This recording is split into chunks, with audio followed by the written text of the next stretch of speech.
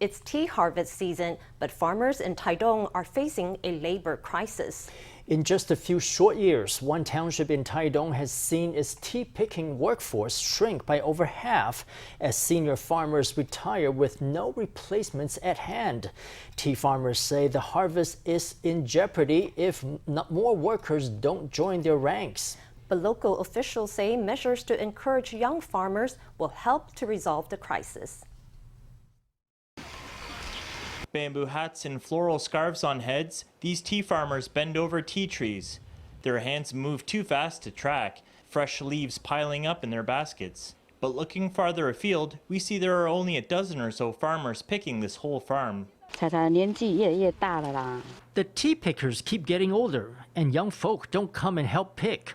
They don't like being out in the wind and the sun. Since we're getting older, we like to rest if we had the chance. We wish some youngsters could come and help with the picking. Really, we do. This is good work. It's quite free. Miss Tsai is the head picker. Her heavy words show the sadness behind the labor shortage. The average age of tea pickers here is now 65. They would retire if there was someone to take their place. It's tea season right now, and farmers are struggling to bring in the harvest, once more highlighting the lack of workers. We won't collect as much tea. If we can't pick the fresh leaves, we'll have to leave them because they'll be too old and no good for tea. So that will be a failed harvest for us. This tea farm in Luye Township, Taitung, is over 120 hectares large.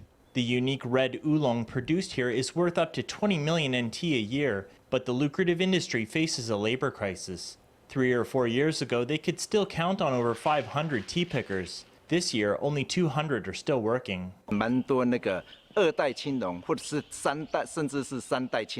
Quite a lot of second or third generation young farmers are coming back to the tea producing region.